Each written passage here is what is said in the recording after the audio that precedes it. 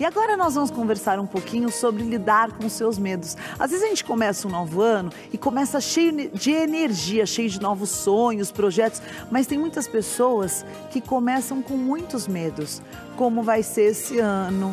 Ah, eu vou ser atropelado, eu vou ser assaltado, eu vou ser empurrado no metrô, o meu avião vai cair, e começa a aumentar o número de medos, a inflação vai aumentar, eu não vou conseguir suprir a minha casa, eu vou ficar desempregado. Eu acho que nunca as pessoas tiveram tantos medos como na sociedade moderna. Nunca soubemos tantos e tememos tanto. Segundo os dados da saúde mental dos Estados Unidos, 20,8% das pessoas têm transtorno de ansiedade. Ou seja, passam um grande período da sua vida com medo de alguma coisa. Será que existe tantas coisas a temer dessa maneira? Ou será que muito é fruto dos nossos sentimentos desajustados e até da nossa imaginação?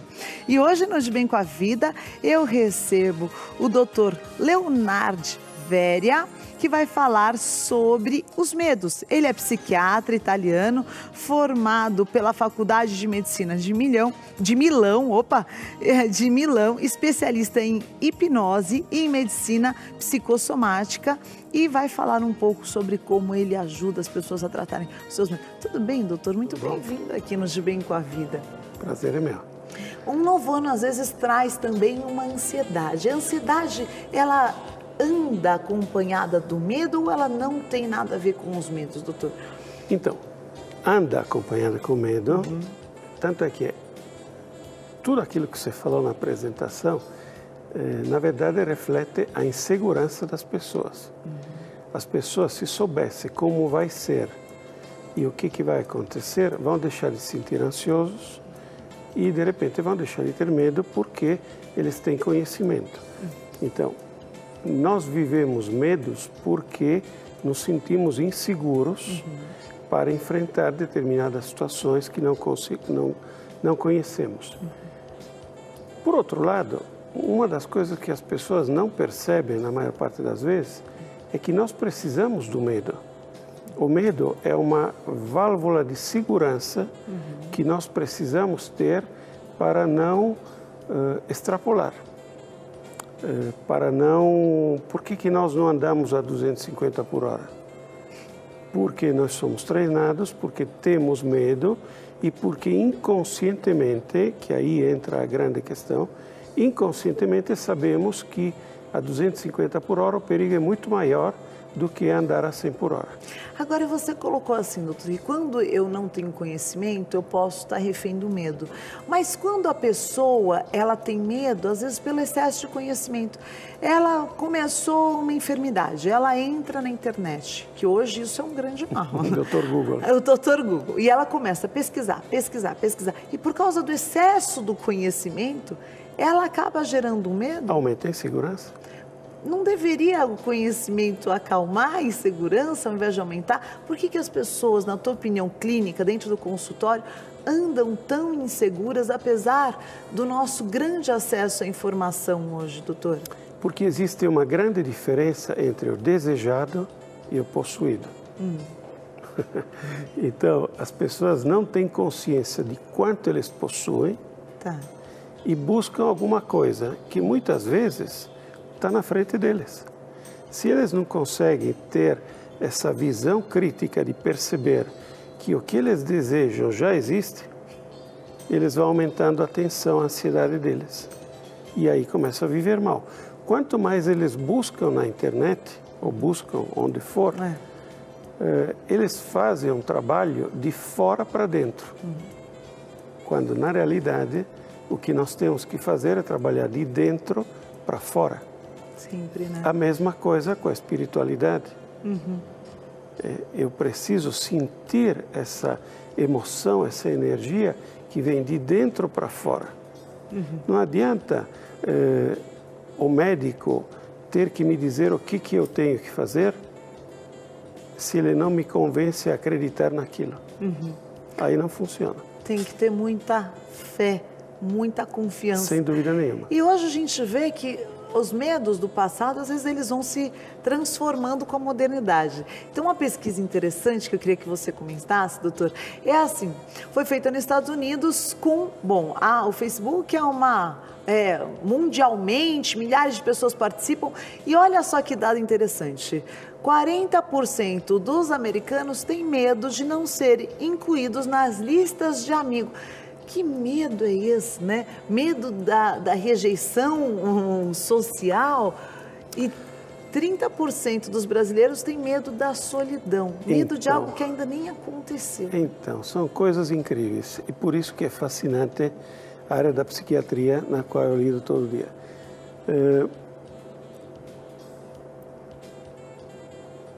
Cada dia que passa, nós vivemos cada vez mais solitários. Porque o uso da internet, do Facebook, o uso de todos esses recursos fazem com que a gente fique cada vez mais isolado e dentro do nosso pequeno mundo. Só que, por outro lado, nós precisamos fazer parte de grupos. Uhum. Então, o Facebook é um grupo. Uhum. Se a gente fica isolado e não tem aquela segurança, aquela certeza, aquela determinação, na verdade, aquele pensamento positivo, aquela autoestima. Eu me gosto, eu acredito em mim, eu não tenho problemas em viver em função do que os outros vão pensar e de como é o julgamento dos outros. Então, eu tenho uma boa autoestima. A partir daí, eu estou tranquilo. Mas se a pessoa não tem uma boa autoestima, ela precisa ser reconhecida sempre. Precisa ter esse reconhecimento permanente, então constante. Então, fazer parte do grupo, receber alguma coisa, receber telefonemas, receber. E tem como a pessoa melhorar esses sentimentos? Melhorando a própria autoestima. Começando, se conhecendo mais, percebendo os próprios limites e percebendo como ele pode melhorar as suas próprias limitações e melhorar o seu desempenho. À medida que isso vai acontecendo, a pessoa melhora a autoestima. E aí os medos vão diminuindo até desaparecer. Agora, quando o medo deixa de ser um medo, que o doutor até está colocando, o doutor Leonardo está colocando aqui para a gente, pode ser saudável em muitos momentos. Sim. Quando ele passa a ser uma fobia e acaba sendo um limitador, um paralisante, doutor? Nós vivemos acumulando tensão. Constantemente. Essa tensão, ela tem que ser vivida dentro de um limite de tolerância, que é o resultado da nossa cultura, da nossa experiência, da nossa vivência, etc. Imagino que a primeira vez que você falou frente a uma telecâmera, você deve ter ficado muito tensa, muito ansiosa, muito nervosa. Hoje você já tira de letra, porque faz parte do seu dia a dia. Então, nós vivemos tensão dentro desse nosso limite de tolerância. Quando, por um motivo qualquer, essa tensão ultrapassa esse limite de tolerância, nós entramos em curto-circuito. A partir daí, isso nos prejudica e nos atrapalha. Então, nós temos que buscar aumentar sempre o nosso limite de tolerância para poder lidar cada vez melhor com as tensões às quais nós somos submetidos. Então, quando nós não conseguimos fazer esse upgrade da tolerância, excelente essa nós colocação, vivemos essa fobia. Então, hoje as pessoas estão intolerantes, né? Com muitas coisas, com o próximo. Sim, claro. Você vê essa mulher, o ano passado, que espancou aquele garoto deficiente dentro... Total exemplo de intolerância. Sim, claro, claro. E isso está gerando uma sociedade muito doente da alma, né? O mundo no qual nós vivemos, infelizmente, eles não nos oferecem tantas válvulas de descarga dessa tensão como nós precisaríamos. Então, a busca das pessoas deveria ser nesse ser mais sentido. Tolerante. Como é que a pessoa pode, gostei da sua colocação, fazer um upgrade na sua tolerância, doutor?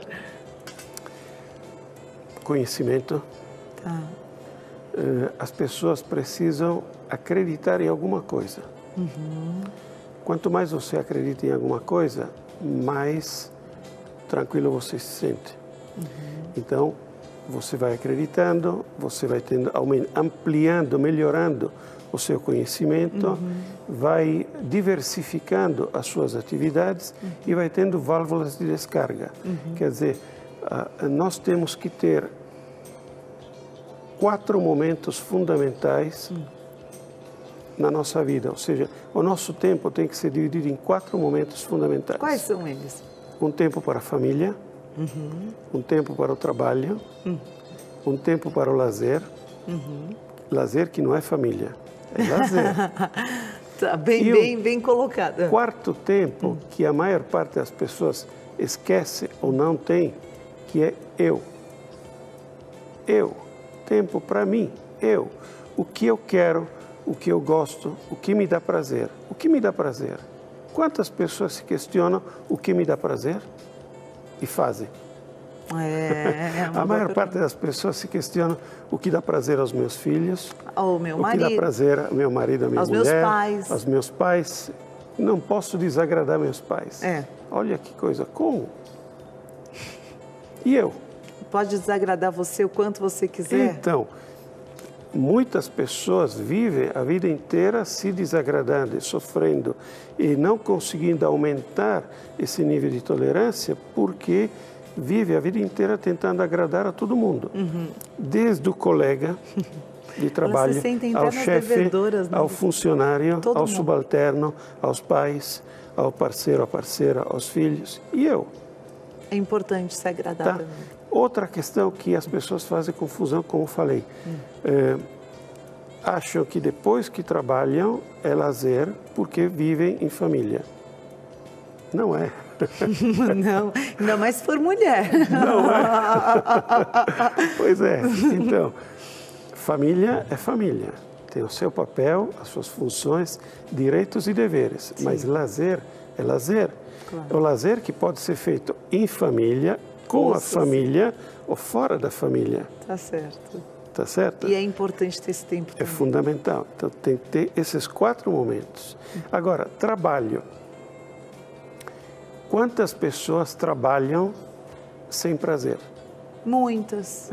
Muitas. Porque fazem alguma coisa que não curtem. Não gostam. Não gostam. Né? Outro dia eu fui comprar pãozinho na padaria e tem uma moça que ela entrega o pãozinho tão feliz e aí tava uma outra que era tão mal-humorada. E você vê a outra, então, eles exercem a mesma função, mas ela é feliz naquilo, ela gosta, ela conversa. Exatamente. Então, você percebe como é um tabuleiro de xadrez. Você tem que trabalhar com o que se ama, doutor. Tem que trabalhar com o que se ama. Eu acho que esse novo ano vale a pena essa reflexão. Eu tenho que ter prazer naquilo que eu faço. Não é só trabalhar para pagar as contas, porque isso vai te trazer infelicidade. Sem dúvida nenhuma. É importante esse exercício, né? Porque às vezes a pessoa deixa passar uma vida inteira para lá no fim da vida descobrir. Então, só que aí você percebe como as pessoas alimentam mal entendidos. Então, porque vivem essa vida profissional, de repente em função de uma estabilidade, em função de um salário, depende em função de algumas variáveis, mas não consideram que de repente você ganha 10 mil, sei lá, 5 mil, para fazer um trabalho que lhe dá status, que lhe dá uma garantia, só que depois você vai gastar 2 mil com o médico. Que você está deixando um buraco aberto. Nada contra, eu estou muito feliz se as pessoas veem. O consultório vai estar cada dia mais cheio. Mas você percebe, é um paradoxo. Se a pessoa ganhasse, de repente, um pouco menos para fazer um trabalho que gosta e que curte, ela vai poder depois encerrar a vida dela sendo feliz. Pois é, seria muito mais fácil. Que é o que todo mundo quer. É verdade, às vezes a pessoa está construindo algo, não, eu estou construindo, mas você está deixando um buraco, né, doutor? Emocional, que uma hora ele vai aparecer. Sem dúvida. Então, a minha função no consultório é ajudar as pessoas a entender essas questões. Eu gostei da sua colocação, é tirar esses maus entendidos emocionais. Sim, claro, sem dúvida. E que às vezes para você mexer nesse nó emocional, é difícil você se isentar das suas próprias emoções, né? Sem dúvida. Que aí quando toca em pai e mãe, dá tilt. Aí quando toca aí, família, dá tilt. Então alguém que vai te ajudando a colocar cada coisa no seu lugar. Exatamente. Isso vai trazendo uma saúde emocional. Agora, doutor, o senhor também faz o uso de uma técnica que muitas pessoas têm um pouco de ressalvas, né? Que é o uso da hipnose. O que seria a hipnose? Hipnose... Clínica. Não, mas para falar da hipnose clínica, primeiro tem que falar o que é a hipnose. Hipnose é fundamentalmente comunicação. Tá. Então, todos nós, isso é mais um mito, é mais um mal entendido. Todos nós hipnotizamos e somos hipnotizados o dia inteiro. Porque a partir do momento que nós passamos uma imagem para os outros e sem necessariamente utilizar a palavra, mas passando uma imagem, fazer com que os outros acreditem nessa imagem que nós estamos querendo transmitir, é um processo hipnótico. Tá. Quando eu estou estudando e estou concentrado naquilo que estou estudando e não percebo o tempo que passa, se é dia, se é noite, está chovendo, se não é, estou em um estado hipnótico. Ah, sim. Estou em um estado alterado de consciência. Então, onde a minha atenção está focada naquela situação, e esse é um estado hipnótico. Tá. Então, muitas pessoas confundem essa hipnose porque vê na televisão, no teatro, no palco, as pessoas que fazem assim. Assusta um pouco, e a partir doutor. de agora você faz... não sente nada. Então, a verdade é assim, eu não faço nada. Muito mais do que eu hipnotizar as pessoas se deixam hipnotizar por mim. Todo estado hipnótico é, na realidade, um estado auto-hipnótico. Porque se eu não quero que você me hipnotize, não vai acontecer. Você não vai conseguir. Eu sou totalmente abstêmio. Entendi. Você não vai conseguir me fazer beber. Eu não gosto do cheiro, não gosto do sabor, me incomoda e não adianta. Entendi. Então, você não pode me hipnotizar se eu não quiser. Então, para eu poder hipnotizá-la, você precisa querer. Você está de acordo, né? Então, respeita o livre-arbítrio e a vontade. Não é que se perde a ausência da vontade. Ótimo. Em medicina, nós utilizamos essa característica do ser humano de se comunicar não só verbalmente, mas também inconscientemente, para ajudar as pessoas a melhorar o próprio desempenho. E a saúde emocional. E a relaxar. Que bom. E eu queria acrescentar uma coisa daquilo que nós tínhamos falado antes. Porque à medida que estou aqui, estou refletindo. Por que o paciente vem me procurar no consultório? Muitos. Porque junto a tudo aquilo que nós falamos, eles não têm foco. Nós estamos começando o ano. Então, quantas pessoas sentam e falam, pensam, elaboram meu projeto 2015? É importante fazer isso. Aliás, meu projeto 2015, o resgate.